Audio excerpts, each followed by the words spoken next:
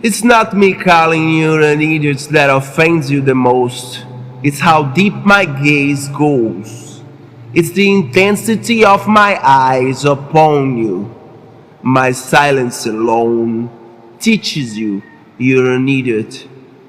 What truly makes you hate me is that while my eyes stay on you, my power over you increases by the second.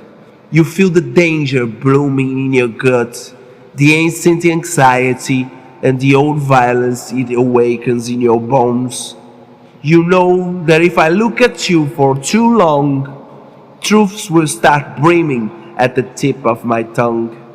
Truths about you, truths you've been running from. And one of those truths, simply put, is that you're an idiot. To avoid hearing that, you take refuge in being offended.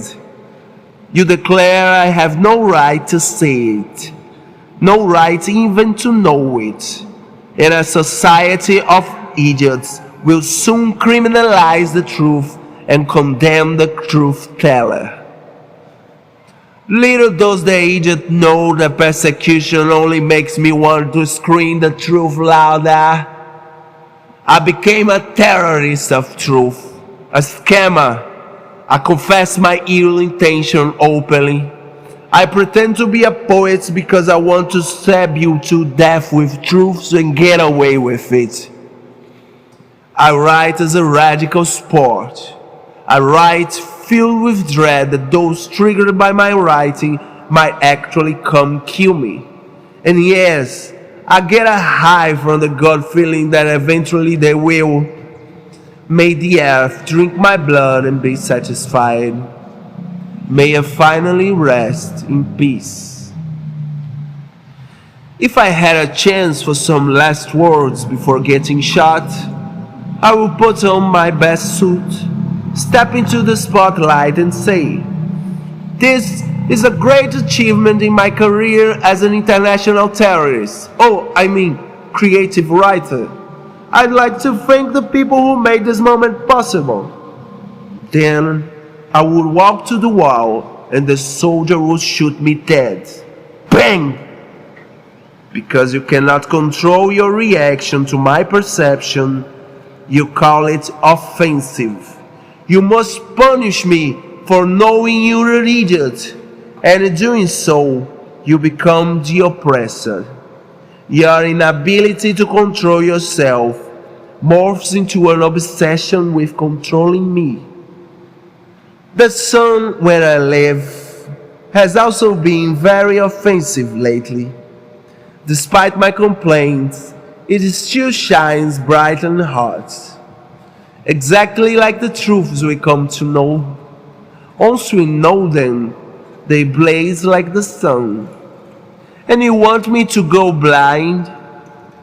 Me stopping calling you an idiot and you forgetting about it won't stop you from being one.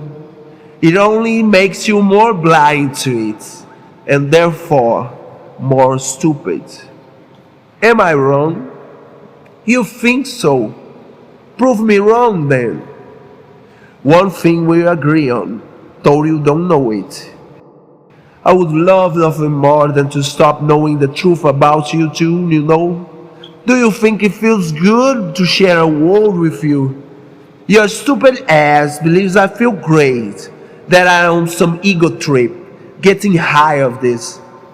As usual, you are nowhere near the truth. I'm only as happy as one can be when locked in a cage full of aggressive, screaming monkeys. Physical aggression being discovered in our species depresses me. Sometimes I kneel before God and ask, why? Why did you breed me into this violent race of monkeys? Only an idiot believes a man could enjoy his own superiority while surrounded by madness. But you do. You genuinely think I'm experiencing some psychotic, narcissistic, megalomaniac satisfaction. But being so much better than all of you is only depressing. Looking at your ugly life choices, your so-called normal life is tragic. Because I'm so much better than all of you, I carry a lingering pain, a heavy truth. Because you are an idiot, and because I'm surrounded by idiots, and because mankind has always been mostly idiots, it means I'm trapped in a world built by idiots, ruled by idiots, and one that hates me. It hates me because the monkeys think I'm enjoying this, think I'm flexing superiority, and to put me in my place, soon they will decide what I can know, what I can say, what I'm allowed to believe. Because you cannot control your reaction to my perception, you deny me the natural right to see with my own eyes. Offended, you say. In truth, I never meant to offend you. I simply couldn't hide my disgust well enough. Because you think I walk too proudly, you believe it's your duty to humble me, to break my spirit, so I bend my back a little. You think it feels good, but you are a burden to me. If you weren't an idiot, it would be such a relief. Maybe you could help me find a way out of this cage, instead of beating me to death like the stupid ape you are.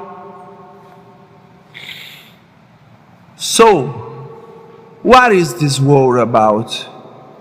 I think it can be explained as a race. The wise one runs after the truth, dreaming of a world where his mind can finally become one with it.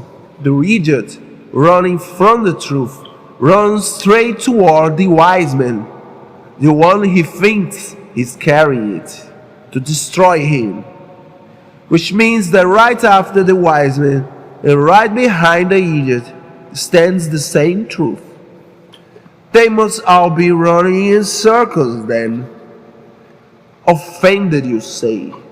But your idiocy never triggered anything bad in my soul.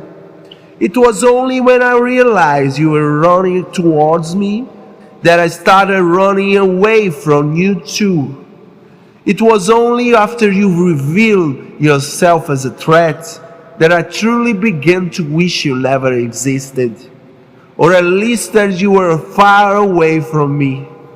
Because when you are closest to me, that is when you become unwillingly self-conscious of your idiocy. Because if you don't face who you are while I stand before you, I am, quite literally, facing who you are in that moment. Ironically, it is when you become less idiotic that the trouble starts. Because you running from the truth, you will think I am the problem. You think that my witnessing you is a crime in itself. I could be occupied with so much better in the infinite possibilities of existence. But here I am, forced to watch the idiot, like watching a runaway bus barreling down the road, just to avoid being run over.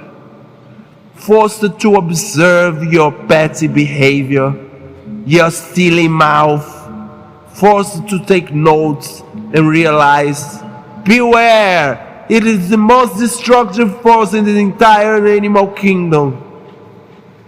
I could be quiet, floating like a baby in God's arms, carried by a gentle wave to better days. But instead, I'm forced into survival mode to avoid being killed by you, stinky ape.